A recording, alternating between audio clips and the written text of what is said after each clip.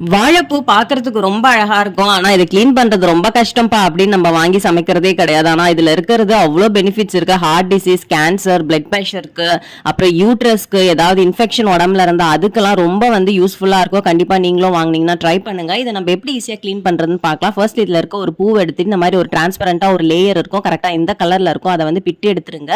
அதுக்கப்புறம் இதுல ஒரு 4-5 மொட்டு இருக்கும். ஒரு மொட்டு மட்டுமே ஹைட்டா இந்த மாதிரி இருக்கும். அதை நீங்க லைட்டா இப்படி இழுத்தாலே ஆட்டோமேட்டிக்கா வந்துடும். இது ரெண்டுமே நம்மளுக்கு தேவையில்லாத பொருள். இதை நம்ம கண்டிப்பா கிளீன் பண்ணிட்டு தான் யூஸ் பண்ணணும், இல்லைன்னா கசப்பெடுக்கும் அப்படின்னு சொல்லுவாங்க. இந்த பூவை நம்ம வாஷ் பண்ணிட்டு சின்ன சின்னதா கட் பண்ணி நீங்க கூட்டு, பொரியல், அப்படி இல்லைன்னா வடை, சூப் இந்த மாதிரி நீங்க ட்ரை பண்ணலாம்.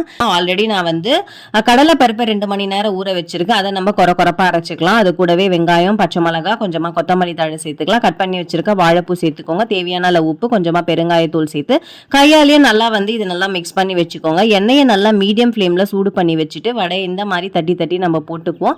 நல்லா திருப்பி திருப்பி போட்டு நல்லா கோல்டன் ப்ரௌன் ஆனதுக்கு அப்புறம் எடுத்தீங்கன்னா சூப்பரான வாழைப்பூ வடை ரெடி ஆயிடுச்சு. கண்டிப்பா இந்த வாழைப்பூல நிறைய பெனிஃபிட்ஸ் இருக்கு. டெய்லி பேசிஸ்ல நீங்க சாலடாவோ, சூப்பாவோ, இல்ல இந்த மாதிரி வடையாவோ செஞ்சு சாப்பிடலாம். நிறைய பெனிஃபிட்ஸ் இருக்கு. கண்டிப்பா நீங்களும் இந்த ரெசிபியை ட்ரை பண்ணி பாருங்க. பாய்.